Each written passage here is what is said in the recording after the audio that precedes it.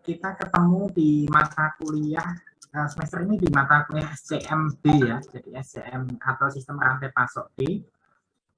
Sebentar saya akan share dulu beberapa aturan perkuliahan dan kemudian nanti ada beberapa aturan yang berbeda. Jadi ada karena ini kan rancangannya adalah offline di situ. Jadi rancangannya kita hybrid, satu kali masuk offline, satu kali masuk online di situ. Jadi akan bertukar seperti itu. Nah, kemarin sudah ada panduannya sebenarnya, tetapi karena ada PPKM sehingga kita harus kembali ke online dulu. Tetapi aturan-aturannya nanti akan saya sampaikan juga di pertemuan hari ini, baik untuk yang offline ataupun online. Jadi di mata kuliah ini nanti keterlambatannya kalau offline itu maksimal 15 menit, durasi presensi itu 15 menit, ini bisa ditampilkan di awal, tengah ataupun akhir. Kemudian untuk online ini durasi presensi 15 menit juga ditampilkan di awal, tengah ataupun akhir, itu di random ya, diacak di situ. Kalau untuk yang hari ini sudah saya tampilkan di chat, itu silahkan nanti bisa ditanyakan temennya kalau ada yang belum. Kemudian untuk keterlambatan presensi ini maksimal 15 menit, jadi 5 menit. Jadi seumpama saat ini saya sudah mengupload link, katakanlah sampai jam 10.15 contohnya. Kemudian atau sampai jam 11.15. Maka Anda boleh konfirmasi kalau belum bisa presensi itu maksimal 5 menit setelahnya. Jadi kalau presensinya sudah jam selesai kuliah dan sebagainya, maka dianggap tidak masuk. Jadi silahkan nanti dipastikan 5 menit setelah batas presensi. Kemudian apabila saat diminta jadi nanti apabila Anda diminta on cam, Anda boleh mengaktifkan videonya pada saat pembelajaran seperti ini. Tetapi jika tidak bisa menampilkan, jadi pada saat saya memanggil katakanlah Mas siapa gitu untuk menampilkan camnya dan kemudian Anda tidak bisa menampilkan di situ, maka Anda akan mendapatkan pengurangan 10 poin. Dan apabila nanti ditanyakan suatu pertanyaan dan Anda tidak bisa menjawab itu berarti Anda tidak bisa, maka di situ poinnya akan dikurangi 10 poin. Jadi ada poin-poin itu yang nantinya akan diakumulasi seperti itu. Dan poin-poin ini nanti akan masuk di poin keaktifan di situ. Oke, jadi seperti itu. Kemudian di semester ini kita akan mempelajari beberapa hal, yaitu kita mempelajari apa itu supply chain atau apa itu rantai pasok, kemudian bagaimana skemanya dan sebagainya seperti itu. Mungkin di sini ada yang dari konsentrasi logistik dan supply chain, saya rasa nanti hanya akan melengkapi beberapa hal yang mungkin pernah dijelaskan dulu pada saat kuliah procurement seperti itu. Tapi mungkin bagi teman-teman yang tidak mengambil konsentrasi itu, diharapkan apa yang kita pelajari ini dapat memberikan bekal bagi Anda untuk mendapatkan pengetahuan terkait apa itu rantai pasok dan bagaimana hubungannya dengan industri seperti itu. Oke, sebentar saya tampilkan, ini ada chat. Oke. Ini presensinya sampai jam 11.30 ya nanti ini presensinya. Dan kemudian minggu ini kita akan mempelajari ini supply chain and supply chain management. Jadi itu dua hal yang sebenarnya berbeda, bukan berbeda, tapi maksudnya pengertiannya berbeda seperti itu, bukan berbeda penuh tidak. Jadi ada supply chain itu supply chain atau rantai pasok ya di situ. Jadi ini adalah rangkaian atau jaringan perusahaan yang bekerja secara bersama-sama untuk membuat dan menyalurkan produk atau jasa kepada konsumen akhir. Intinya apa yang Anda miliki, apa yang Anda dapatkan, apa yang Anda konsumsi hari ini didapatkan dari suatu rantai pasok. Contohnya baju Anda yang Anda pakai saat ini itu didapatkan melalui serangkaian rantai dari suatu rantai pasok juga. Kemudian ada di sini rangkaian jaringan, contohnya jadi contohnya gini, kalau Anda punya contohnya apa ya? Mungkin yang saya cari benda-benda di sekitar saya, contohnya yang ada, contohnya saya punya ini, saya punya alat penjepit ini. Nah, ini alat ini bisa dihasilkan dari serangkaian komponen atau serangkaian bahan atau serangkaian material yang digabungkan. Nah, masing-masing bahan itu didatangkan dari tempat yang berbeda-beda. Contohnya plastiknya. Contohnya di sini ada bagian plastik di sini. Contohnya seperti ini ada bagian plastik. Nah, bagian plastik ini yang memproduksi nanti adalah pabrik plastik di sini yang mengolah plastik. Nah, nanti gagangnya ini yang mengolah adalah pabrik-pabrik yang besi di situ. Jadi mereka akan mengolah besi. Kemudian nanti ada komponen-komponen lainnya nanti yang ada di dalamnya ini didapatkan dari tempat yang bisa jadi dari tempat yang berbeda juga seperti itu. Jadi untuk menghasilkan satu komponen atau satu produk di situ itu membutuhkan banyak pihak di situ. Dan rangkaiannya ini kita kenal sebagai supply chain atau rantai pasok. Nah, ada 3 macam hal yang dikelola di situ, aliran barang dari hulu ke hilir, kemudian aliran uang, kemudian ada aliran informasi yang bisa terjadi dari hulu ke hilir.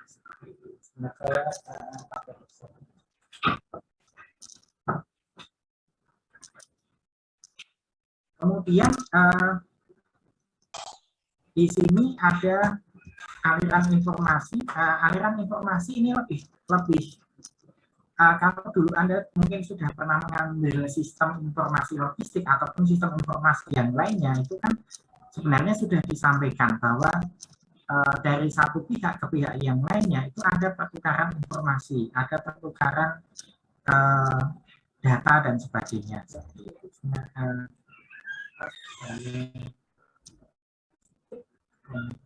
Sungguh ya.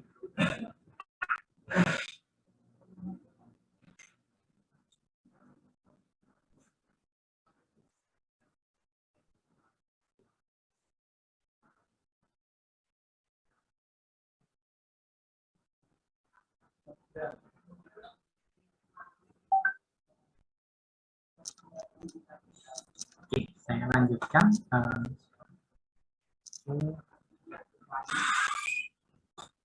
Nah, kemudian ada aliran informasi, kemudian di sini ada supply chain, ini ada rantai pasoknya, jadi ada supplier, ini tier 1, tier 2, tier 3, dan sebagainya. Kemudian ini adalah manufaktur, ini adalah pihak produsennya, kemudian ada distributor, kemudian retail atau toko.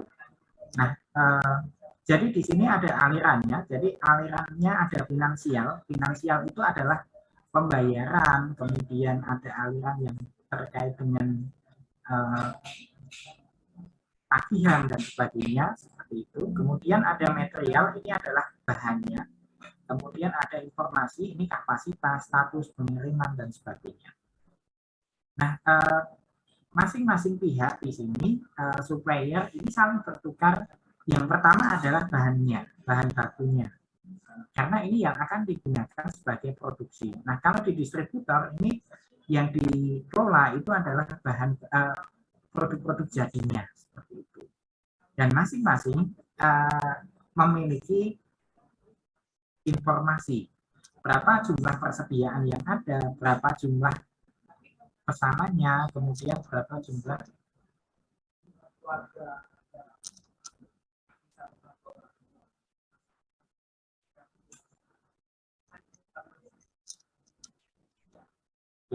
Jadi ada berapa jumlah pesanannya dan sebagainya. Kemudian ada supply chain. Supply chain ini nanti intinya pihak-pihaknya ada banyak pihak di situ. Saya mungkin skip dulu ya, karena supaya waktunya tidak terlalu lama. Jadi intinya bahwa dari apa yang kita miliki atau ya apa yang kita punya saat ini dihasilkan dari serangkaian alur yang melibatkan banyak pihak. Contohnya kalau saya punya di sini saya memiliki kopi satu saja di sini. Nah, kopi yang saya miliki ini didapatkan dari serangkaian pabrik dan serangkaian pihak yang mengolahnya.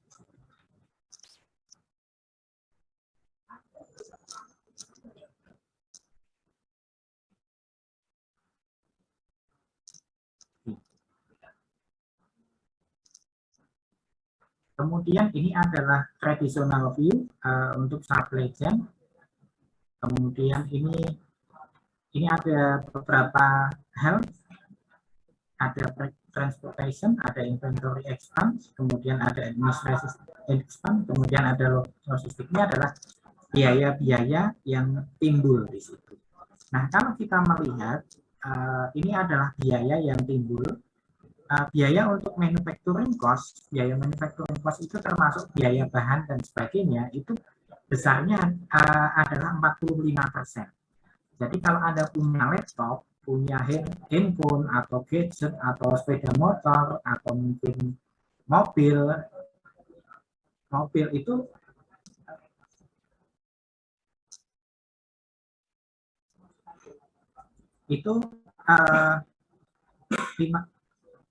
45%-nya itu yang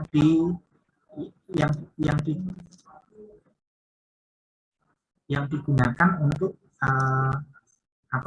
produksi seperti itu. Dan kemudian untuk yang profit itu kira-kira hanya 10%-nya saja. Kemudian ada supply chain cost, itu 20%. Ini digunakan untuk memindahkan material dan sebagainya. Kemudian ini supply chain, ini saya skip aja ya. Kemudian ada supply chain management. Supply chain management ini kaitannya dengan pengaturannya. Jadi supply chain management ini adalah koordinasi yang sistematis dan strategis dari fungsi bisnis tradisional dalam suatu perusahaan dan lintas bisnis dalam supply chain untuk keperluan meningkatkan kinerja jangka panjang. Intinya adalah pengaturan di dalam supply chain management di situ. Nah, supply chain management ini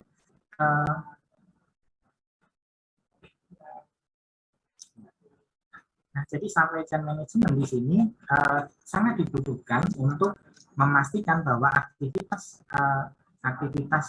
yang ada, aktivitas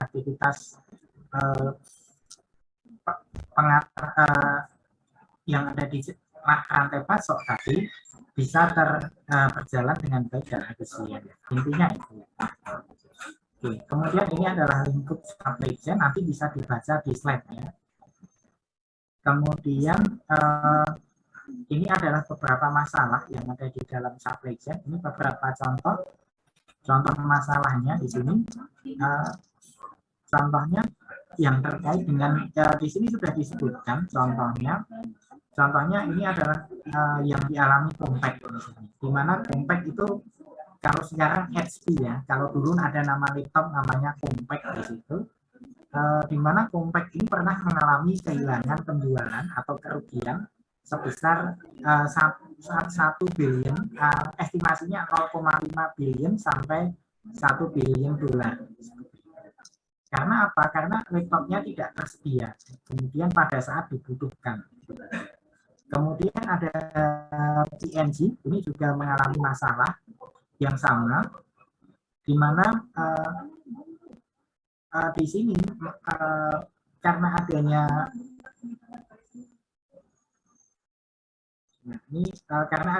kesalahan di sini ini bukan salah ya, jadi bukan jadi karena adanya estimasi yang tidak sesuai di situ. Jadi ini bisa menyebabkan kerugian atau kerugian ini tidak selalu dialami dalam nilai yang rugi, tetapi kehilangan peluang di situ. Oke, kemudian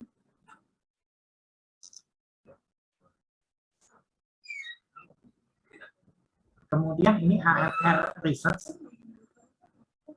AMR Research ini juga mengalami beberapa masalah di sini. Nanti bisa dibaca saja, skip ya, karena kebetulan setelah ini akan ada rapat sehingga saya harus mempercepat penjelasannya seperti ini. Kemudian ada minimizing supply chain cost. Kemudian intinya dari supply chain management adalah meminimalkan biaya, tetapi dengan mempertahankan service level yang ada di situ. Jadi tidak bisa kita meminimalkan biaya, kemudian tetapi juga meminimalkan service level. Service level ini semacam tingkat untuk memenuhi kebutuhan pelanggan di sini. Service level, kemudian dan juga tidak boleh mengurangi customer satisfaction. Satisfaction itu kepuasan customer. Jadi intinya memang mengurangi biaya, tetapi juga harus tetap mempertahankan pelayanan dan juga kepuasan pengguna, termasuk juga ketepatan dalam pengaturan dan sebagainya. Dan ini adalah supply chain. Kemudian ini adalah supply chain, ini adalah supplier, manufacturer, distributor, retailer, dan kemudian customer. Kemudian ini contohnya yang ingin didapatkan dari supply chain sebenarnya adalah yang pertama adalah rate produk yang tepat, harga yang tepat, kemudian penyimpanan yang tepat, kuantitas yang tepat, kemudian customer yang tepat, dan kemudian waktu yang tepat di situ.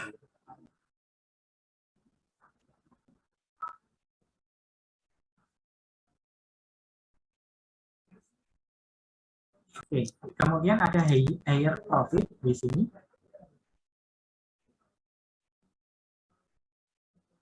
Oke, kemudian ada higher profit, ini nanti adalah hasilnya yang didapatkan.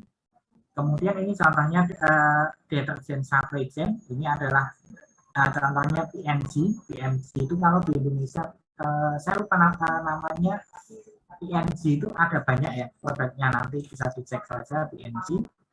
Kemudian apa yang terlibat di situ adalah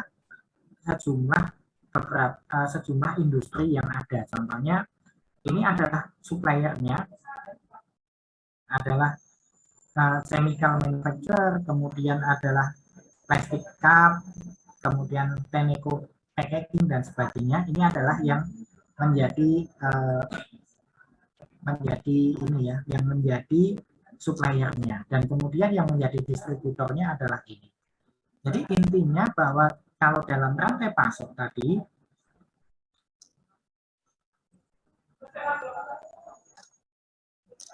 intinya di sini kalau ada satu produksi di sini, produksi.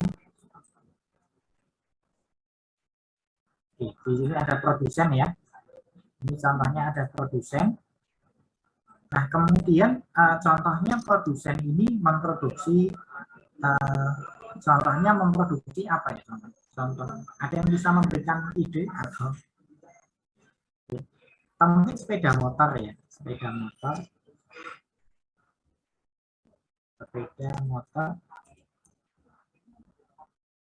Kemudian di sini sepeda motor ini kan dibentuk dari industri, contohnya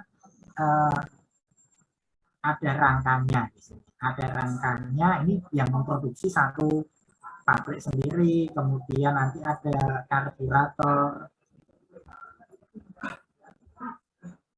kemudian ada jok di sini, ada contohnya jok, kemudian ada ban, kemudian ada kelistrikan contohnya.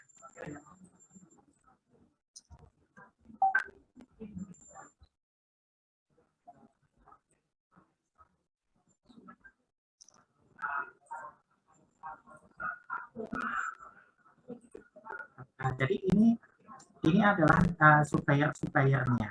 Jadi ini adalah produsennya. Kemudian di sini ada kelistrikan dan seterusnya. Kemudian untuk menghasilkan rangka di sini, maka harus ada biji besi, atau peleburan industri jar, atau biji besi. Kemudian untuk bisa membuat karburator di sini juga ada industri contohnya besi contohnya. Kemudian jok, di situ ada contohnya industri kulit. Kemudian ban, ini contohnya ada pengepul karet contohnya. Kemudian kelistrikan, contohnya di sini ada pabrik kabel contohnya. Jadi contohnya seperti ini. Kalau ini diurutkan, kalau di apa? Kalau ini diurutkan nanti akan menjadi satu rantai hingga sampai produk akhirnya. Produk material awalnya apa di situ? Contohnya tadi rangka sudah ketemu material awalnya adalah biji besi, maka atau besi yang siap dilebur seperti itu. Kemudian di sini ada selanjutnya ada distributor di sini dan sebagainya. Itu adalah yang apa namanya, distributornya nanti mungkin di sini ada Sumber Baru, ada Indojaya, ada apa lagi seperti itu. Mereka masing-masing punya jalur distribusi yang berbeda-beda di situ. Oke, jadi itu adalah rantai pasoknya. Dan kalau supply chain management adalah bagaimana mengendalikan semua pihak yang ada di dalam ini. Bagaimana mengendalikan rantai pasokannya supaya kalau kita mau produksi 10.000 motor, kita bisa memastikan tersedia bahan atau material dalam jumlah yang sama. Termasuk penjualannya, bagaimana kita bisa memastikan bahwa 10.000 motor yang kita produksi bisa laku terjual seperti itu. Jadi intinya itu, saya lanjutkan. Kemudian di sini ada alurnya, alur material, informasi dan dana atau uang. Ini alurnya apa namanya? Alurnya itu contohnya ini, kalau supplier ini dan customer ya, customer ini bisa jadi adalah si perusahaan itu bisa menjadi customer. Kemudian ada material, kemudian di situ ada material, kemudian di material ini ada alurnya yang disampaikan oleh supplier, kemudian dibawa kemudian diberikan kepada customer, kemudian customer akan membayar di sini. Nah, kalau informasi ini bisa dari dua pihak dalam supply chain management, yaitu bisa jadi dari aspek si customer ataupun si supplier. Contohnya gini, kalau sederhananya kalau contohnya orang tua Anda mau masak di situ, besok katakanlah mau masak bronkos katakanlah. Kemudian ada tukang sayur langganannya, itu orang tua Anda mungkin akan menginfokan kepada tukang sayur, Pak, besok saya mau masak bronkos, tolong disediakan bahannya apa saja. Nah, maka ini bisa menjadi informasi. Si tukang sayur tadi akan membelikan bahan untuk membuat bronkos seperti itu. Jadi informasi itu bisa jadi dua arah. Katakanlah pada saat hari memasak bronkos tadi, supplier atau tukang sayurnya tadi menginfokan kalau ada bahan yang belum didapatkan, sehingga customer bisa melakukan tindakan. tindakannya apa? Oh, mungkin pesan di tempat yang lainnya atau beli di tempat yang lain dan sebagainya. Termasuk di perusahaan juga seperti itu. Kemudian ada supply chain network, ini contohnya. Jadi dalam supply chain network ini ada pihak yang terlibat itu tidak hanya di satu negara saja, tapi di banyak tempat seperti itu. Contohnya ini adalah untuk komponennya ini diproduksi dari Thailand, kemudian nanti bahannya dari Thailand, kemudian India membuat komponennya, kemudian nanti manufakturnya nanti ada di Meksiko contohnya, kemudian distribusinya nanti ada di Texas, kemudian penjualannya nanti ada di seluruh Amerika contohnya seperti itu. Bisa dibuat seperti itu. Oke.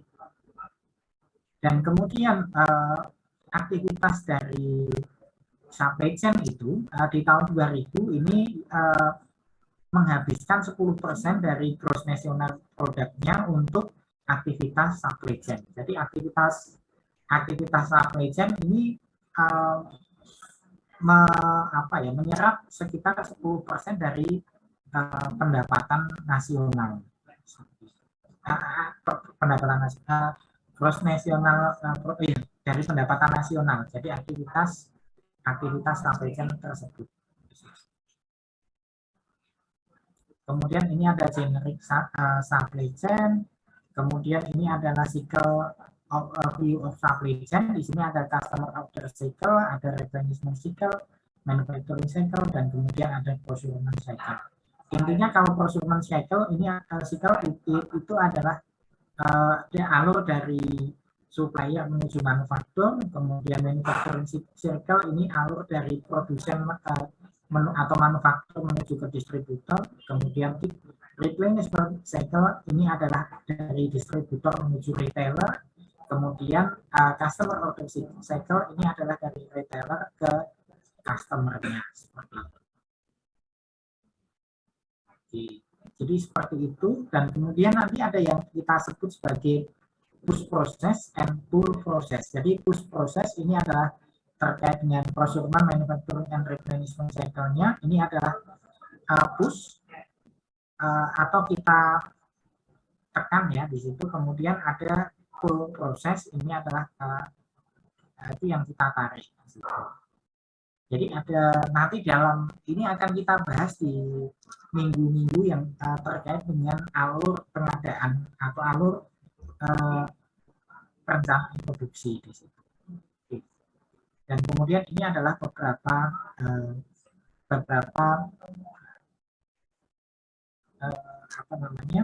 contoh.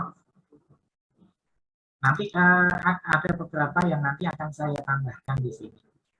Oke. Nah, untuk tugas pertama Anda, jadi tugasnya individu saja. Silahkan Anda ambil silahkan Anda pilih satu barang di situ.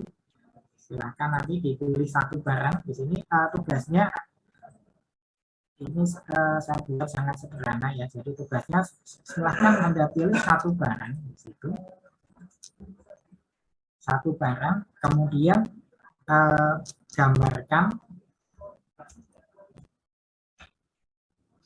rantai pasoknya.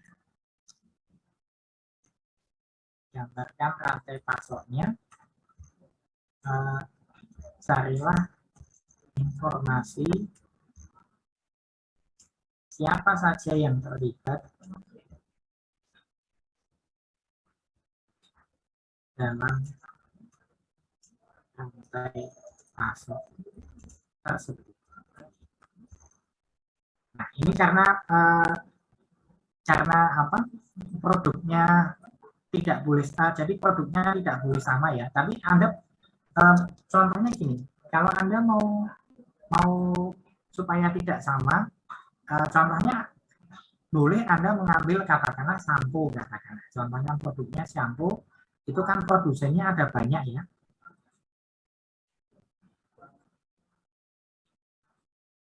Ada banyak ya. Nah, jadi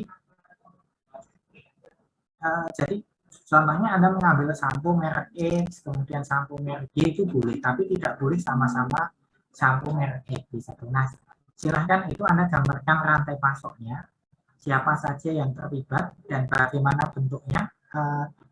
Jawabannya boleh ditulis tangan atau diketik, silahkan, atau boleh digambarkan juga boleh. Kemudian silahkan Anda jelaskan di situ siapa saja yang terlibat. Seperti itu. Kemudian nanti silahkan dikumpul dalam bentuk PDF. Apakah ada pertanyaan mengenai ini? Deadline-nya, Pak, mau tanya, Pak. Ya, silakan. Silahkan. Deadline-nya kapan ya, Pak? Masih sampai 1 minggu. Satu minggu ya? Itu berarti sampai minggu malam ya. Sampai minggu malam jam 23 seperti itu. Baik, Pak. Terima kasih. Sama. pengumpulannya, Ya silahkan Mas Chandra. format pengumpulannya dalam PDF ya?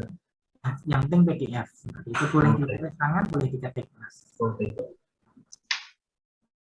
Oke, jadi seperti itu. Nanti silahkan Anda buat, Anda gambarkan rantai pasoknya seperti apa, kemudian siapa saja pihak yang terlibat. Anda boleh ambil atau Anda boleh cari dari informasi-informasi yang ada. Silahkan nanti Anda bisa buka makalah, bisa buka jurnal ataupun yang lainnya, silahkan. Yang penting nanti muncul gambar ini yang seperti ini ya, nanti gambarnya, alurnya siapa yang terlibat di situ, termasuk distributornya. Kalau mungkin ada distributornya siapa di Jogja dan sebagainya, silahkan itu Anda cari. Pak, boleh nanya Pak? Boleh, silahkan Mas Lupi. Pak, kalau barangnya sama itu bisa tapi distributornya beda Pak. Apakah seperti itu bisa? Ya. Bagaimana kalau barangnya sama Tapi distributornya beda Pak. ya boleh saja, silahkan. Kan kadang kan ada barangnya katakanlah sampo, katakanlah Sunslick, kemudian nanti ada sampo Emron, itu kan bisa jadi ada distributor yang sama, tapi kan produsennya beda, seperti itu. Boleh saja, silahkan. Pak, izin tanya Pak, Silahkan. untuk pengumpulannya di e-learning atau di mana ya Pak? E-learning, sudah tahu e-learningnya ya? Untuk NRL-nya apa ya Pak? Ada kok di Excel itu, coba nanti saya cek kembali. Kalau nggak salah SCM 22 kalau nggak salah. Oh iya, baik Pak. Saya cek kembali. Gitu ya, saya rasa cukup untuk kuliah kita hari ini. Saya cukupkan dulu sampai sekian. Wassalamualaikum. Waalaikumsalam. Waalaikumsalam warahmatullahi wabarakatuh.